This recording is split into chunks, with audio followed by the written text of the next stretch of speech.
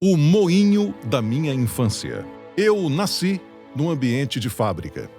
Nele cresci e aprendi com meu pai uma infinidade de coisas.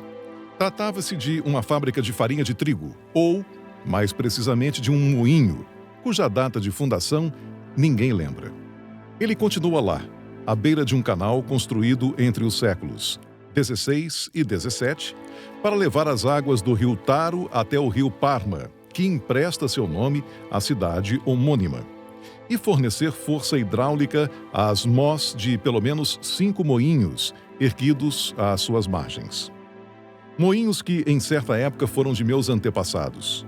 Nos arquivos da igreja de Vicofertili, na província de Parma, se encontra um Domenico Medioli, dono do moinho no ano de 1706. A região, como diz o nome do povoado, é muito fértil, excelente produtora de trigo, tomate, milho e forragem, sem contar que é uma rica bacia leiteira. O queijo parmesão foi inventado nas redondezas e continua sendo produzido e exportado com qualidade inigualável. Continuando a encher a bola de meu berço natal, lembro que lá surgiram as primeiras fábricas de extrato de tomate, geleias e macarrão.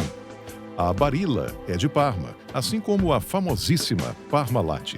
Meu bisavô, Vincenzo, ousou em 1888 eletrificar o moinho onde nasci, fincando uma turbina trazida da Alemanha, numa queda do canal que, por isso mesmo, mudou de traçado, quando ainda a energia elétrica nem sequer existia na cidade.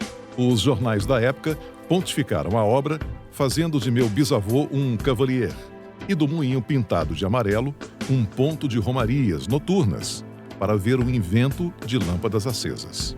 Nos últimos anos, a menos de 500 metros da cerca do moinho e a 200 metros do sítio onde nasci, foram encontrados restos de tumbas com mais de 7.000 anos. Seria esse o lugar da Itália que apresenta os mais antigos vestígios de civilização, muito anteriores a Roma.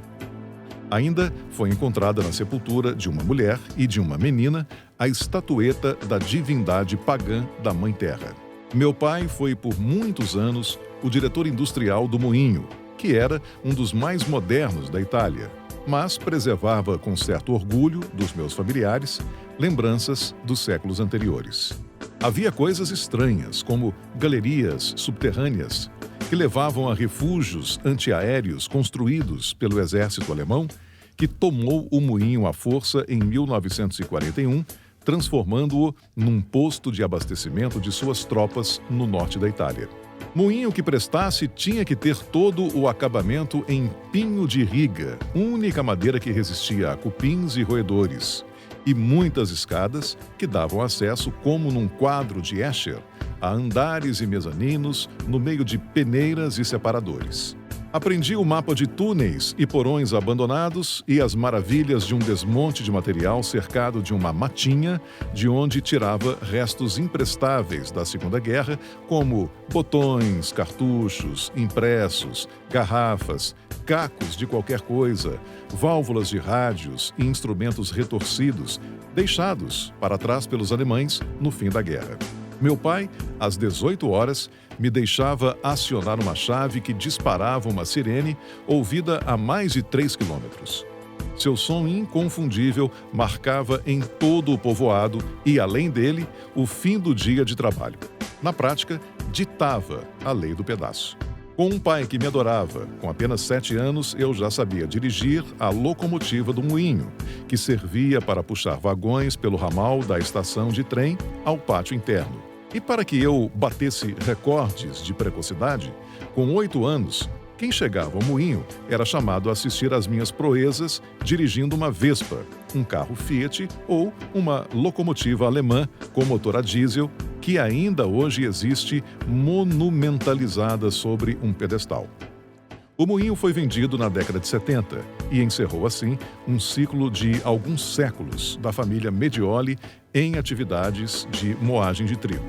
Daquela época saudosa, lembro-me de uma infinidade de acontecimentos, mas o que ficou comigo é o cheiro. Um cheiro que não se encontra mais em nenhum lugar. e para mim continua sendo, na lembrança, o melhor do mundo. O mesmo que meu pai carregava em suas roupas ao chegar em casa. Um cheiro que ainda respiro quando me lembro dele.